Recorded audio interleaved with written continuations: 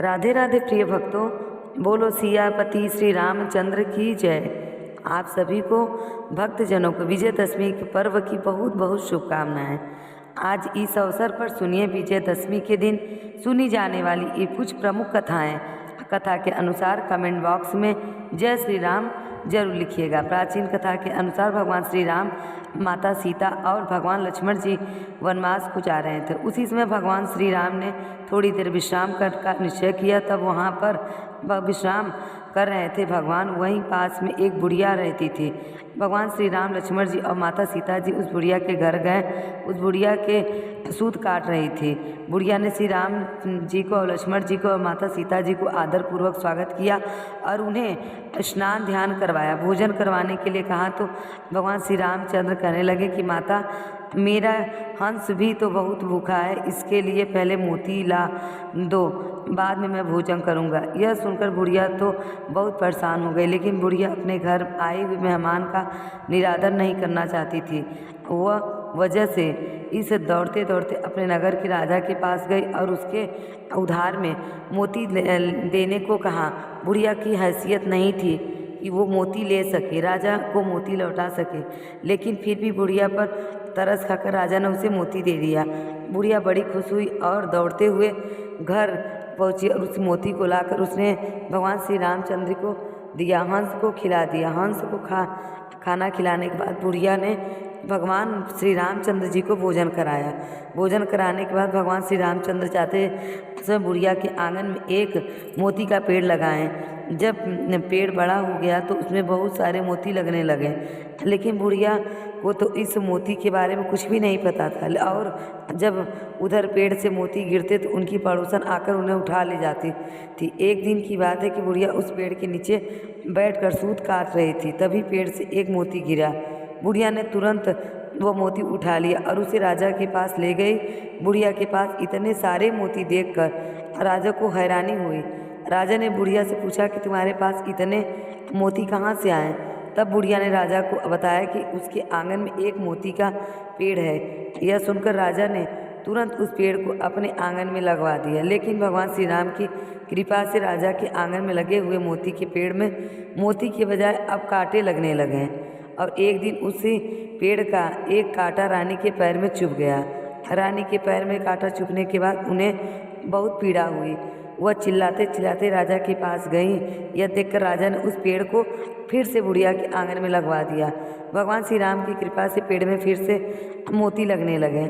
जब पेड़ में मोती गिरते तो बुढ़िया उसे उठाकर प्रभु के प्रसाद के रूप में सभी को बांट दिया करती थी।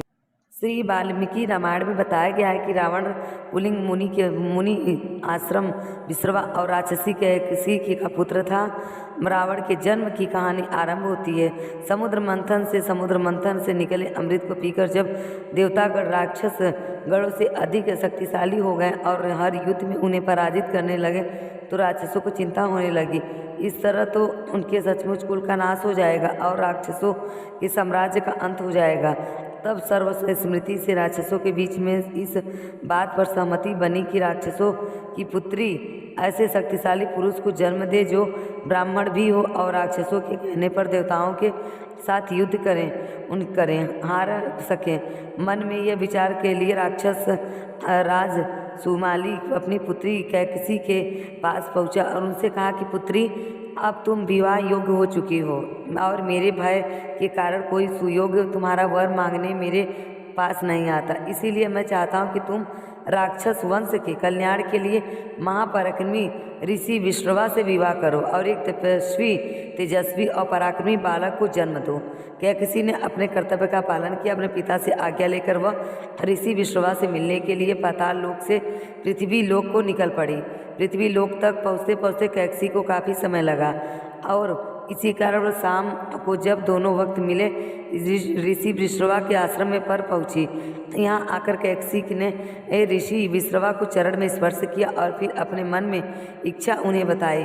कैकसी की बातों को सुनकर विश्रवा ने उनसे विवाह करने को तैयार हो गए, लेकिन साथ ही उन्हें कैकसी की यह बात भी कही कि तुम शाम की बेला में मेरे पास आई हो, इसीलिए मेरे पुत्र क्रूर और बुरे कर्म करने वाले होंगे और इनका शक्ल भी राक्षसों जैसी होगी, लेकिन मेरा तीसरा पुत्र मेरी तरह धर्मात्मा होगा। और फिर वह इस तरह ऋषि विश्रवा और कैकसी ने रावण, कुंभकर्ण और पुत्र शकुनिका को जन्म दिया। सबसे आखिरी में और तीसरे पुत्र में धर्मात्मा विभीषण को जन्म दिया। लंका का राजा रावण अत्यंत शक्तिशाली और विद्वान था।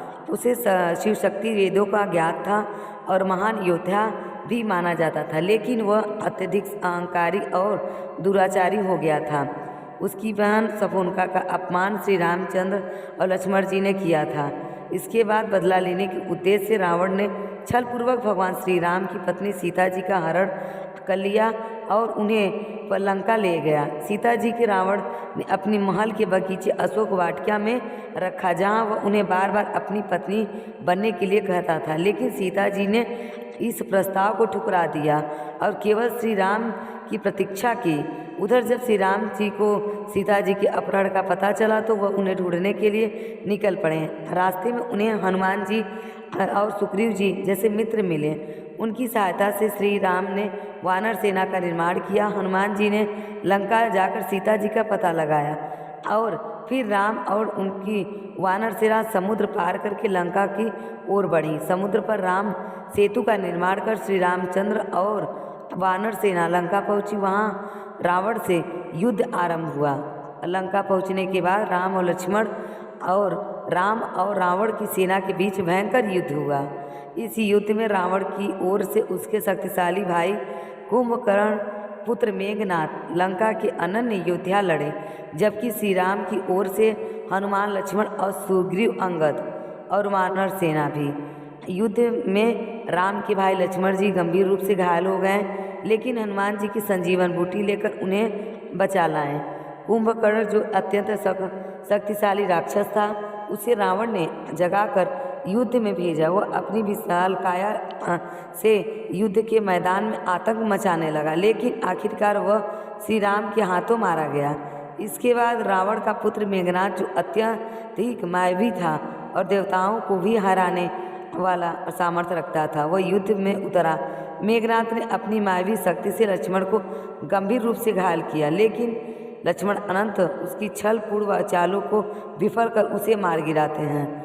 जब रावण के सभी योद्धा मारे गए तब वह स्वयं युद्ध के लिए मैदान में उतरा।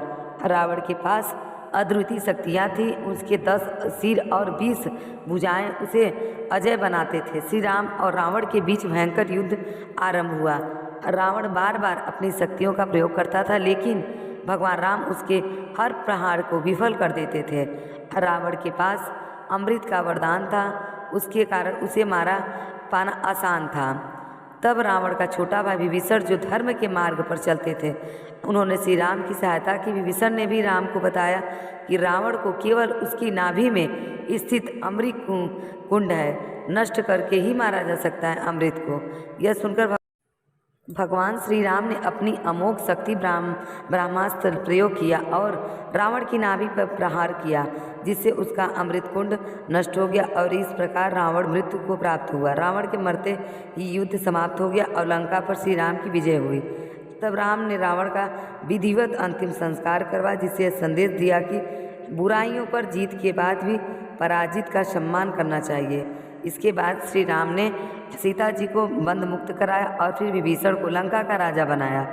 रावण का अंत बुराई, अधर्म, अहंकार और अत्याचार के नाश का प्रतीक बन गया और रावण का वध हमें यह सिखाता है कि चाहे व्यक्ति कितना भी शक्तिशाली, ज्ञानी या विद्वान हो, अगर वह अपने अहंकार और धर्म के कारण गलत मार्ग पर चलता है तो अत्यंत उसका अनंत अंत में पतन ही निश्चित होता है। श्री राम ने रावण का वध करके यह संदेश दिया कि सत्य और धर्म की हमेशा जीत होती है। यह कहानी हमें जीवन में नैतिकता, धर्म और कर्तव्य पालन की शिक्षा देती है। रावण का वध बुराई पर अच्छाई की विजय का प्रतीक बन गया और इसी कारण से हर वर्ष दशहरे के दिन रावण के पुतले का दहन कर इस दिन को विजयदशमी के रूप में मनाया जाने लगा। यह थी रावण वध की कथा। प्रिय श्रोताओं, अब आपको सुनाती हूँ एक ऐसी सुंदर कथा जिसे सुन के आप आके भाव विभोर हुए बिना नहीं रह पाएंगे, क्योंकि यह कथा तब की है जब भगवान श्री राम का जन्म हुआ था। एक बार भगवान शिव देवी पार्वती के साथ कैलाश पर्वत पर बैठे हुए थे और वार्तालाप कर रहे थे। बीच में वार्तालाप में भगवान शिव ने माता पार्वती को अपनी एक चोरी के बारे में बताया, जिसे वह एक मदारी का रूप धारण कर काकभुसुंडी जी को जबूरा बनाकर राम लला के दर्शन करने के लिए दशरथ जी के महल अयोध्या गए, परंतु असफल रहे। ऐसा और इसीलिए क्योंकि राम जी जन्मोत्सव के बाद अयोध्या नगरी में हर कोई भगवान राम के एक बार दर्शन करना चाहता था। राम लला के दर्शन करने के अयोध्या नगरी में राजा दशरथ के महल में इतनी भीड़ थी कि पाँव नहीं सूझता था। सब लोग एक दूसरे के ऊपर गिर पड़ जाते थे। कोशिश कर रहे थे कि किसी तरह से एक बार राम लला के दर्शन हो जाए। भगवान शिव ने दर्शन करने का प्रयास किया और वह एक मदारी का रूप धारण करके पहुंच गए दर्शन करने। तब भगवान शिव कहते हैं कि उस समय तो मैं दर्शन में विफल रहा, लेकिन मैं हार नहीं मानने वाला था। इसके बाद मैं एक ज्योतिष का रूप धारण कर रामलला के दर्शन का सौभाग्य प्राप्त कर सका। भगवान शिव ने रामलला के दर्शन तो कर लिए, लेकिन इस विषय में उन्होंने कैलाश पर्वत पर विराजमान देवी पार्वती को कुछ भी नहीं बताया था।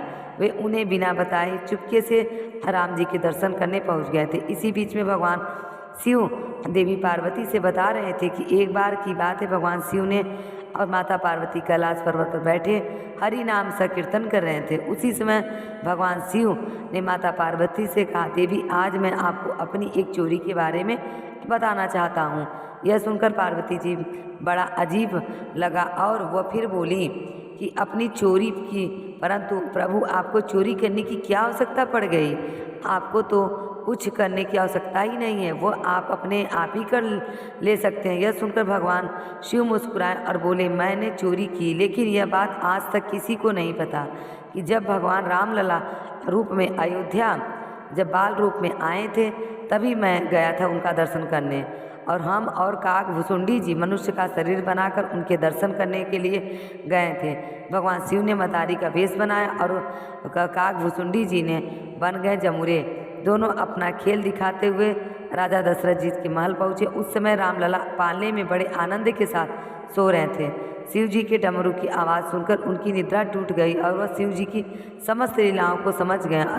तब भगवान राम ने भगवान शिव से विनोद करने के लिए डमरू का शोर सुनकर जोर जोर से रोना शुरू कर दिया, जिसे देखकर कौशल्या जी ने सिपाहियों से कहकर मदारी जबरुओं के रूप में आए शिव जी के काकभुसुंडी जी को महल से दूर भगा दिए। रात का समय था, वे दोनों अब कहाँ जाएं? रामलला के दर्शन करने के लिए प्रतीक्षा कर रहे थे। अब दोनों सरयू जी के घाट पर आ गए। तब काकभुसुंडी जी ने भगवान शिव से आगे की योजना पूछी। काकभुसुंडी जी ने पूछा, महादेव कहिए, अब की बार तो हम असफल हो गए, अब किस तरह से हमें रामलला के दर्शन होंगे? अब आगे का उपाय बताइए, आगे हमें क्या करना है? तो भगवान शिव ने कहा कि अब कल का कल देखेंगे। अगला दिन हुआ, सारी रात दोनों ने सरयू नदी के तट पर ऐसे ही जागते बीता कि अगला दिन हुआ, भगवान शिव ने ज्योतिष का रूप बनाया और काकभुसुंडी के उनके गले में चेले अब वह दोबारा दशरथ जी के महल में पहुँचे और लोगों उनका भविष्य बताने लगे। सभी वे सब महल के बाहर ही खड़े हुए थे और लोगों को बुला बुलाकर उनका भविष्य बता रहे थे। तब शिव जी ने महल की एक दासी को अपने बच्चे के साथ वहाँ से जाते और काकभुसुंडी जी को उसे बुलाने का इशारा किया। ज्योतिष जी की तारीफ करके काकभुसुंडी जी व दासी को उसके बच्चे का हाथ दिखाने के लिए शिव जी के पास गए। अब देखिए काकभुसुंडी जी कैसे भगवान शिव का सहयोग कर रहे हैं और उनके बढ़ चढ़ कर तारीफ कर रहे हैं कि यह कितने बड़े ज्योतिष हैं। सब लोग आइए और अपना हाथ दिखाकर अपना भविष्य जानिए। तब काकभुसुंडी जी दासी को उसके बच्चे का हाथ दिखाने के लिए शिव जी के पास ले आए। ज्योतिष बने हुए शिव जी ने उन बालक का एकदम सटीक भविष्य बताया। बताते ही क्यों ना, भगवान शिव तो अंतर्यामी हैं, सब कुछ जानते हैं, और अब कोई ज्योतिष हाथ देखकर भविष्य बताते हैं तो कुछ ना कुछ दक्षिणा उन्हें देनी पड़ती है। अब दासी ने शिव जी से कहा कि आपको क्या चाहिए दक्षिणा में? क्या तो भगवान शिव ने दक्षिणा में बस यही मांगा कि बस किसी तरह से हमें राजमहल में प्रवेश दिलवा दो। दासी राजमहल माता कौशल्या के पास जाकर उस ज्योतिष की खूब तारीफ करने लगी और इसी तारीफ की, इतनी तारीफ की कि तारीफ सुनकर माता कौशल्या के मन में भी अपने रामलला का भविष्य पूछने की इच्छा उत्पन्न हो गई और उन्होंने ज्योतिषी के महल में अंदर आने का आदेश दे दिया। माता कौशल्या ने ज्योतिष के चरण स्पर्श कर आरती की, फिर उन्हें स्वादिष्ट भोजन आदि कराया। इसके बाद चारों कुमारों राम, लक्ष्मण, भरत, शत्रु को भी ज्योतिष रूप में शिव जी के चरण स्पर्श करवाए। भगवान शिव राम जी के दर्शन प्राप्त होते ही इतने प्रसन्न हुए कि उन्हें देखते ही समाधि में चले गए, एकदम मौन रह गए। जो हाथ जहाँ था वहीं रुक गया, आंखें पलक झपकाना भूल गई और तो और भगवान शिव अपनी सांस रोककर खड़े हो गए। बहुत सारा समय ऐसे बीत गया। अब वह सारी स्थिति देखकर माता कौशल्या बड़ी परेशान हो गई और तब भगवान श्री राम ने अपनी लीला से सारी स्थिति को संभाला। सोचने लगे कि यह कहीं ऐसा ना हो माता कौशल्या को मेरे भगवान शिव की बात का पता चल जाए। अगर मेरी माया को यह बात पता चल जाएगा ही तो तब वह मुझे एक भगवान की तरह से ही मेरा ध्यान रखेंगे। ऐसा हो सकता नहीं है। मुझे मंदिर में बिठा देंगे और फिर मेरी आरती किया करेंगे, मेरी पूजा किया करेंगे। मुझे बिल्कुल भी पसंद नहीं है। लेकिन मैंने ये तो इस पावन अयोध्या नगरी में अवतार ही इसीलिए लिया है कि माता सीता कौशल्या की गोद में एक बालक की तरह खेल कूद बड़ा ही सकूँ हो, अपनी माया का खूब स्नेह पाऊँ, खूब दुलार बराऊँ और कहीं ऐसा न हो जाए कि भगवान शिव जी इस स्थिति में माता को मेरे वास्तविक स्वरूप को पता चला जाए। अब तो मुझे से कुछ ना करना चाहिए, मुझे की सारी स्थिति की संभालना होगा, नहीं तो भोले भंडारी को इसी तरह समाधि में लीन रह जाएंगे। तब भगवान शिव ने जो कुछ भी शिव रूपी धारी थे जोर जोर से रोना शुरू कर दिया। यह देखकर मैया को उनकी बड़ी चिंता हुई। हाथ जोड़कर ज्योतिष महाराज से कहने लगी, ज्योतिष महाराज आप जल्दी से मेरे पुत्र का हाथ देखकर उनका भविष्य बताइए। मेरा लल्ला बहुत देर तक भूखा है, मुझे उसे दूध भी पिलाना है। देखो तो जरा मेरा लल्ला कितनी ज़ोर ज़ोर से रो रहा है। आप जल्दी से इनका हाथ देखिए और यहाँ से जाइए। माता कौशल्या की आवाज़ सुनकर भगवान शिव वापस अपने स्वरूप में लौट आए। उनकी समाधि भंग हुई और फिर किसी तरह से ज्योतिष बने भगवान शिव ने भगवान राम की भविष्य बताया और वहाँ से विदा ली। यह समस्त कथा भगवान शिव माता पार्वती की को बता रहे थे। सारी कथा सुनने के बाद माता पार्वती मुस्कुराने लगी, जिसे देखकर शिव जी बड़े आश्चर्य हुए और वे देवी से पूछने लगे कि क्या बात है, मैंने आपको बिना बताए रामलला के दर्शन किए, आप क्रोध करने के बजाय मुस्कुरा रही हैं, क्या कारण है आप मुस्कुरा रही हैं? तब माता पार्वती जी ने उत्तर दिया कि नाथ, अगर महल की दासी न आई होती तो क्या आप अयोध्या नगरी के उस पावन महल में प्रवेश कर पाते? देवी पार्वती की यह बात सुनकर भगवान शिव कुछ ऐसे सोच में पड़ गए। तब देवी पार्वती जी ने आगे उत्तर दिया कि नाथ, अगर महल की दासी नहीं आई होती तो आप उस दिन महल में प्रवेश नहीं कर पाते। प्रभु, क्या आपने अब तक उस दासी को नहीं पहचाना? और ऐसा कहने के साथ ही देवी पार्वती मंद मंद मुस्कुराने लगी। तब भगवान शिव ने तब उसकी ओर देखा और सारा रहस्य जानकर दरअसल भगवान शिव ने रामलला के दर्शन की मनोकामना को पूर्ण करने के लिए माता पार्वती जी ने महल के दासी का रूप धरा और वह उनसे पहले ही अयोध्या नगरी में पहुंचा चुकी थी। एक बार कर्मचंद्र और धर्मचंद्र नाम के दो भाई थे। कर्मचंद्र भगवान भक्त थे और कर्मचंद्र विषया पुरुष था, शराब आदि का सेवन किया करता था। बड़े भाई धर्मचंद्र संतों से निवेदन करके उनके घर में उनको लाते थे, उनकी आरती करते थे और प्रसाद खिलाते थे। यह देखकर कर्मचंद्र संतों को गाली दिया करता था और वह दुष्ट स्वभाव का था।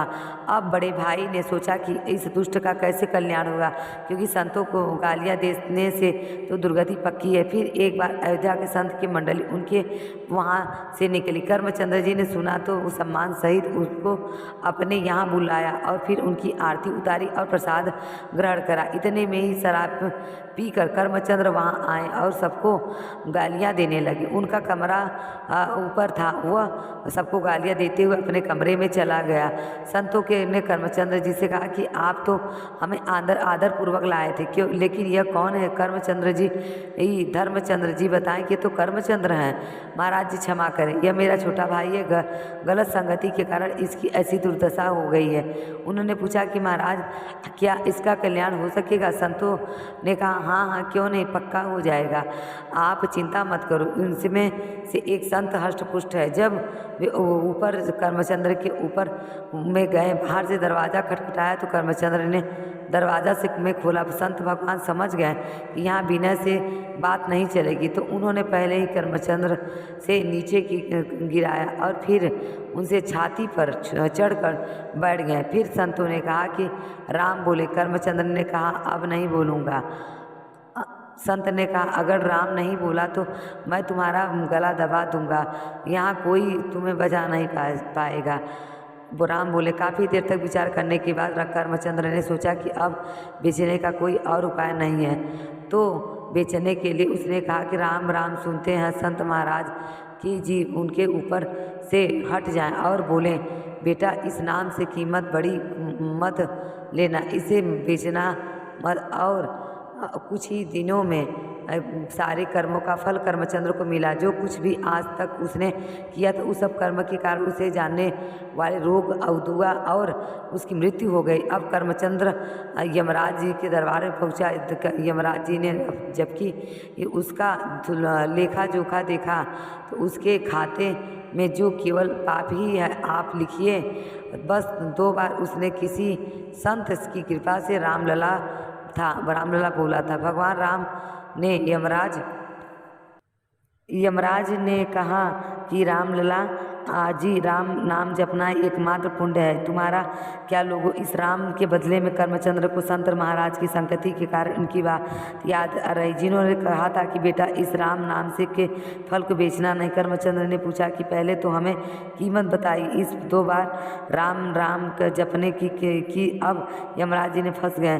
सोचने लगे कि भगवान की नाम के कोई कीमत लगाने से बड़ी भारी अपराध बन जाएगा। तो उन्होंने थोड़ी विचार किया, फिर सोचने लगे कि क्यों न दरवाज़ा इंद्र से सलाह ली जाए। और यमराज जी ने देवराज इंद्र को बुलाया और सारा हाल सुनाया। तब देवराज इंद्र ने कहा कि इसका निर्णय तो मैं नहीं कर सकता, इसीलिए निर्णय तो केवल ब्रह्मा जी ही कर सकते हैं। कर्मचंद्र बहुत चतुर था, उसको भी जब नाम की महिमा समझ आने लगी तब उन्होंने कहा कि यह भयंकर रूप वाली यमदूत मेरे पास से हटा दिया जाए और जहाँ भी तुम्हारे मन मुझे ले जाने ही, मैं पैदल नहीं चलूँगा। मैंने लिए पालकी बुलाए जहाँ देवराज इंद्र और यमराज जी के कर्मचंद्र को पालकी में बिठाया और ब्रह्मलोक में ले गए। सारा वृत्तांत जानकर ब्रह्मा जी ने पूछा क्या पुण्य इस जीवात्मा का भी आप दोनों स्वयं इसे पालकी में बिठा कर लाए हैं? तब यमराज जी ने कहा कि यह तो महान पापी है, पर इसने 2 बार राम राम बोला है, अब बोल रहा है कि इसकी कीमत बताओ। ब्रह्मा जी ने सर खुजलाने लगे क्योंकि राम नाम की कीमत तो वह भी भला कैसे बता देंगे। तब ब्रह्मा जी ने कहा कि राम नाम की महिमा शिव जानते हैं। तब सब कैलाश चलते हैं और शिव जी ने महिमा सुनते ही वह पापियों जीवात्मा ब्रह्मलोक में सुख प्राप्त करके बहुत ही प्रसन्न था। जब अब सभी लोग भगवान शिव देवी के साथ कैलाश पर पहुँचे। भगवान शिव के दर्शन करते ही जीवात्मा को ही परम शांति महसूस हुआ और उसके सारे पाप नष्ट हो गए। अब भगवान शिव ने पूछा कि आप उसका कैसे आगमन हुआ? तब यमराज जी ने कहा कि प्रभु इस आत्मा को ने 2 बार राम राम कहा जपा और जब उनकी कीमत पूछा तो हम आपके पास नाम की कीमत पूछने आए हैं। शिव जी ने कहा कि मैं हालत भी पी गया और कहकर उसको अपने कंठक में धोक लिया और मैं दिन रात राम नाम की जाप करती हूँ और इसी राम नाम की काशी में मेरे हुए जीवन को मोक्ष प्रदान करता है। परम नाम की कीमत बताने की तो मेरी सामर्थ्य नहीं है। उन्होंने बोला कि सारे साकेत धाम के ये धाम चले गए और सीधे राम जी से इसके विषय में कुछ पूछा। अब तो जीवात्मा को बड़ी आनंद हुई। सभी लोग जीवात्मा के दूल्हे की तरह पालकी में बिठाकर साकेत धाम पहुँचा। तब भगवान श्री राम ने पूछा कि कैसे आगमन हुआ। यमराज जी ने बताया कि प्रभु यह जीवात्मा बड़ा ही पापी है, लेकिन इससे आपके एक प्रेमी आत्मा के कहने पर 2 बार राम राम जपने और 1 बार उसकी कीमत पूछा। तब भगवान श्री राम ने कहा कि उसकी मेरी गोद में बिठाया। भगवान ने श्री राम ने उस जीवात्मा को अपनी गोद में बिठाया और उसको दुलार करते हुए कहा कि कीमत में तो मैं भी नहीं बता सकती, पर महिमा स्वयं देख लो। यह पापी होते हुए भी गोद में बैठा हुआ है। राम नाम की महिमा को देखी कि शराब पीने के वाला कौमारी गामी जीव जो संत द्रोही करता है, एक संत महाराज की अभियुत की कृपा से उसके अपने जीवन में केवल 2 ही बार राम नाम की जपो तो खुद ही राम जी ने उन्हें अपना गोद में बिठाया और दुलार कर लिया। इसीलिए कभी इस बात पर संदेह नहीं करना चाहिए कि 2-4 बार नाम जपने से भगवत प्राप्ति हो जाएगी या नहीं।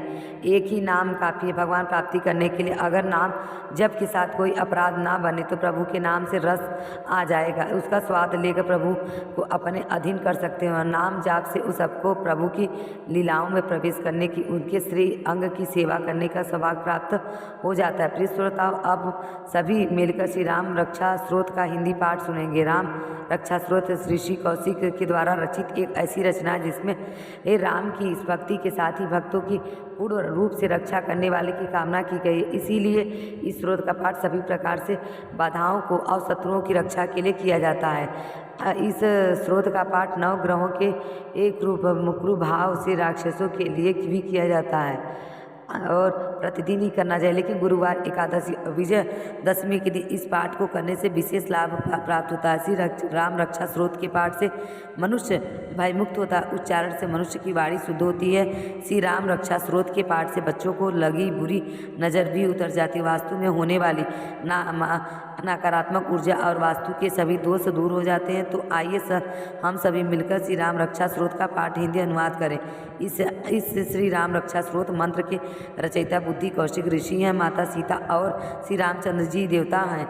अनुष्टुप्त छंद है, माता शक्ति हैं, श्री हनुमान जी कीलंक है और श्री रामचंद्र जी प्रसन्नता के लिए श्री राम रक्षा स्रोत के जप में विनियोग किया जाता है। जो धनुष बाण धारण किए हुए हैं, बुद्ध पदासन की मुद्रा से विराजित हैं और पीताम्बर पहने हुए, जिनके नेत्र कमल दलों के से भी सुंदर है, जो प्रसन्न चित्त हैं, उनके नेत्र बाई और अंक अर्थात गोद में बैठी हुई सीता जी के मुख कमल से खिले हुए हैं और जिनका रंग बादलों की तरह श्याम है। अनजान बाहु विभिन्न आभूषण से विभूषित जटाधारी श्री राम का मैं ध्यान करती हूँ। ऐसे प्रभु श्री रामचंद्र जी का ध्यान राम रक्षा स्रोत के पूर्व हमें करना है। श्री रघुनाथ जी का चरित्र 900 कोटि के विस्तार वाला। इस चरित्र का एक महापातों का नाश करने वाला नील कमल के समान श्याम मोड़ वाले कमल जैसे नेत्र वाले जटाओं के मुकुट में सुशोभित जानकी जी और लक्ष्मण जी के सहित ऐसे भगवान श्री राम को मैं ध्यान करती हूँ, जो अजन्मे हैं अर्थात जिनका जन्म ना हुआ हो और न स्वयं प्रकट हुए हैं। वे सर्वव्यापक अर्थात सभी जगत में व्याप्त हो, हाथों में खंडक तथा धनुष बाण धारण किए हुए हैं, राक्षसों के संहार तथा अपनी लीलाओं से जगत की रक्षा हेतु श्री राम जी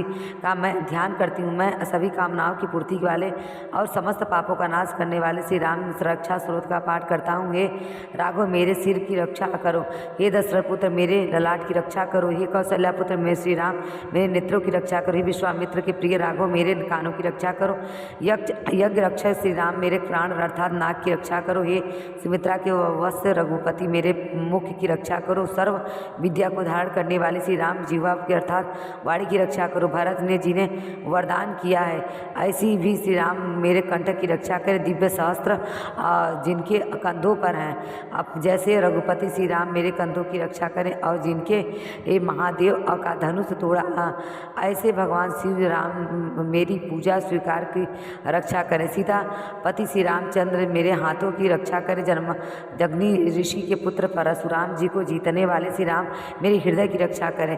खर नामक नामक राक्षस का वध करने वाले प्रभु मेरे शरीर की रक्षा करें, भाग की रक्षा करें और जामवंत को आश्रय देने वाले भगवान श्री राम मेरे नाभि की रक्षा करें। सुग्रीव के स्वामी मेरे श्री राम की कमर की रक्षा करें। हनुमान जी प्रभु तथा राक्षस कुल का विनाश करने वाले रघुवल में श्रेष्ठ भगवान श्री राम मेरी हड्डियों की रक्षा करें। सागर पर सेतु बनाने वाले श्री राम मेरे दोनों घुटनों की रक्षा करें।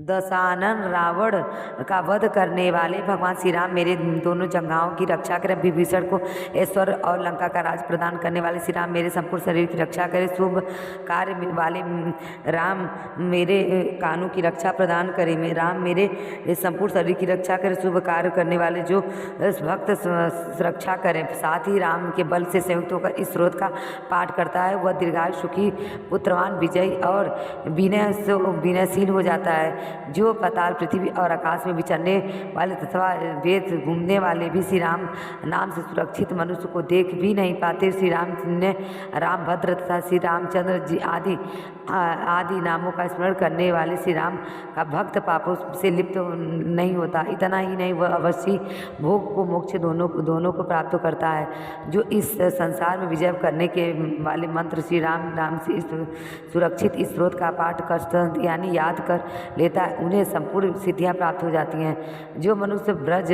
पंजर आस नामक इस स्रोत भी राम रक्षा कवच का स्मरण करता है उनकी आज्ञा का कहीं भी उल्लंघन नहीं होता तथा उसे सदैव विजय और मंगल की प्राप्ति होती है। यह कहा गया है कि राम रक्षा स्रोत भी राम कवच है। भगवान शंकर ने स्वप्न में इस राम रक्षा स्रोत का आदेश बुद्ध कौशिक ऋषि को दिया था। उन्होंने प्रातःकाल जगाने पर उसे वैसा ही लिख दिया। प्रभु प्रकट तो कल्प वृक्षों के बाग के समान विश्राम देने वाले हैं, जो समस्त विपत्तियों को दूर करने वाले हैं और जो तीनों लोगों को सुंदर है वही श्री राम प्रभु हैं हमारे। वो जो युवा सुंदर सुकुमार महाबली और कमल के आसन विशाल नेत्र वाली मुनियों के समान वस्त्र और काले मृग का चर्म धारण करते हैं। महाबली अर्थात बहुत ही बलवान। इस बल के साथ ही उन्होंने राक्षसों का वध किया जो फल और कंद आहार ग्रहण करते हैं और ये सन्यासी तपस्वी और ब्रह्मचारी हैं। वे दशरथ और पुत्र जो राम लक्ष्मण दोनों भाई